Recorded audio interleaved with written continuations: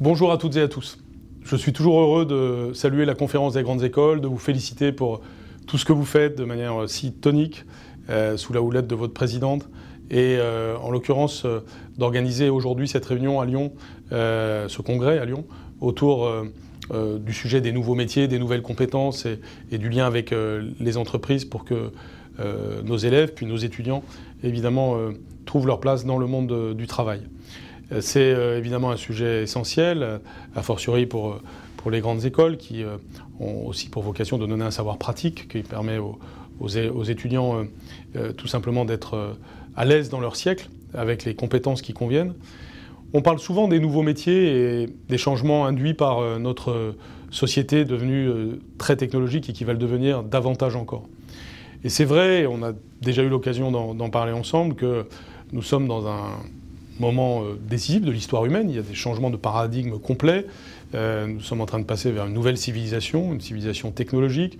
Nous savons bien que sur le plan pédagogique, éducatif, cela signifie qu'on est passé d'une société de la rareté de l'information à une société d'abondance de l'information, avec des problèmes parfois radicalement nouveaux, mais en tout cas de grands défis, de très belles opportunités, des risques, une économie qui va changer, une économie dont on doit souhaiter qu'elle soit positive, c'est-à-dire qu'elle ait une vision de long terme, avec des enjeux de développement durable, bien sûr, mais aussi d'une société harmonieuse, avec de la justice sociale et de la possibilité pour chacun de trouver sa place dans des parcours de vie qui vont être différents de ce qu'il y avait au XXe siècle, avec une formation tout au long de la vie, avec des métiers qui changent, des carrières qui permettent d'aller d'un métier à un autre, avec la part de risque et d'inquiétude qui va avec cela, mais aussi avec la part, évidemment, de vitalité qu'il y a derrière tout cela. Et évidemment, nous devons faire déjà passer à nos étudiants le principe d'un optimisme vis-à-vis de cela. On doit leur donner les outils qui leur permettent de se sentir à l'aise dans ce monde-là, et surtout de se sentir acteurs dans ce monde-là.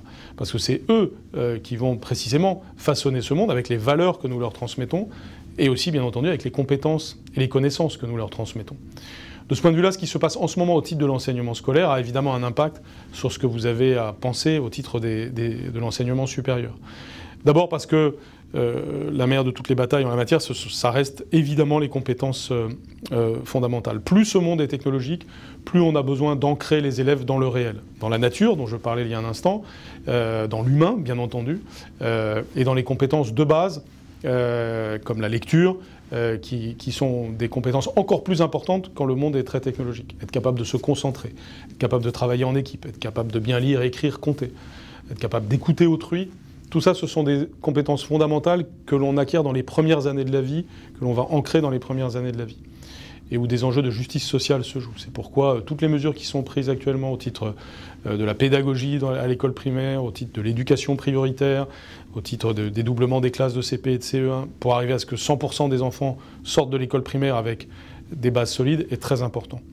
Mais ce qui est important aussi, c'est les réformes du second degré, tout particulièrement la réforme de la voie professionnelle, que vous devez regarder de près, parce qu'elle peut être inspirante, et parce que j'espère bien que certains élèves venus du professionnel réussissent à intégrer les grandes écoles. Je rappelle qu'il y a un internat que nous avons créé il y a quelques années à Montceau-les-Mines qui a permis d'envoyer un élève bac pro à Polytechnique, mais aussi plusieurs à Centrale et dans d'autres écoles d'ingénieurs.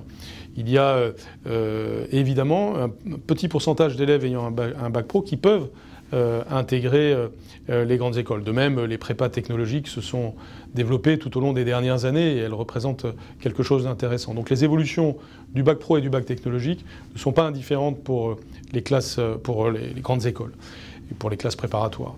De ce point de vue-là, c'est important de voir que sur le plan pédagogique, la réforme de la voie pro, avec des notions comme le chef-d'œuvre, comme la co-intervention, mais aussi avec les grands campus professionnels que nous allons annoncer bientôt, et dont j'ai dit qu'ils allaient être des Harvard du pro, eh bien, toutes ces évolutions méritent votre intérêt et sont évidemment très en lien avec le monde de l'entreprise, parce que ce que nous voulons, c'est que, par exemple, un élève de 3e qui a envie de faire une carrière dans le numérique puisse passer aussi par la filière pro, la filière techno, comme la voie générale, selon ses caractéristiques et selon ses appétits pédagogiques.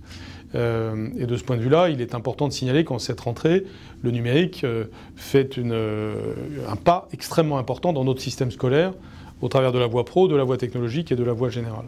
parce que dans la voie générale, c'est même la naissance d'une nouvelle discipline avec la discipline sciences informatiques et numériques.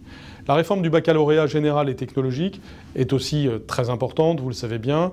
Elle vous oblige à bouger dans le meilleur sens du terme, à être encore plus explicite. Vous avez déjà franchi un cran avec Parcoursup, vous allez en franchir encore un autre avec la réforme du baccalauréat, en disant davantage ce que vous attendez des élèves tels qu'ils sont formés précédemment. Et évidemment, l'arrivée des enseignements de spécialité, le fait qu'ils soient plus approfondis et que donc les élèves sont mieux préparés quand ils arrivent dans les écoles, tout ceci fait partie des choses qui sont dans votre champ de vision et qui ont une influence, je pense, positive sur vos évolutions dans une interaction. C'est-à-dire que le système scolaire va bouger en fonction des attendus que vous exprimez et en même temps, vous bougez en fonction de la réforme du baccalauréat telle qu'elle évolue. On le voit bien, tout est interdépendant. Il y a une chaîne qui est en bonne partie déterminée par l'aval, c'est-à-dire que le système scolaire est fortement déterminé par l'enseignement supérieur, mais vous-même, vous évoluez en fonction du marché du travail et de l'évolution de la société.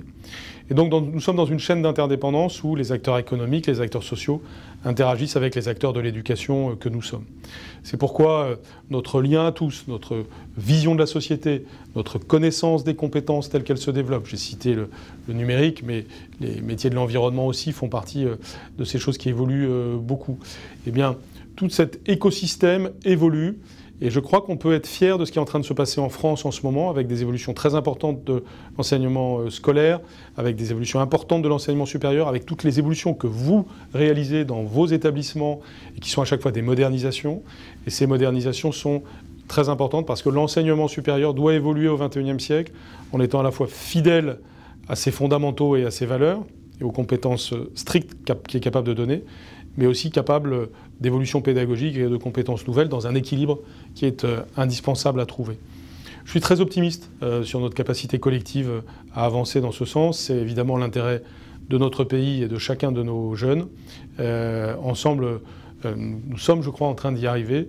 C'est pourquoi je me félicite aussi de la très bonne atmosphère de travail qui existe entre nous. Et vous le savez, l'enseignement scolaire est en dialogue avec vous pour les évolutions qui sont nécessaires dans l'enseignement supérieur selon vos analyses. Donc je vous souhaite d'excellents travaux et bien entendu je suis confiant dans le caractère fructueux de ces travaux et j'y porterai le plus grand intérêt. Je vous remercie et à bientôt.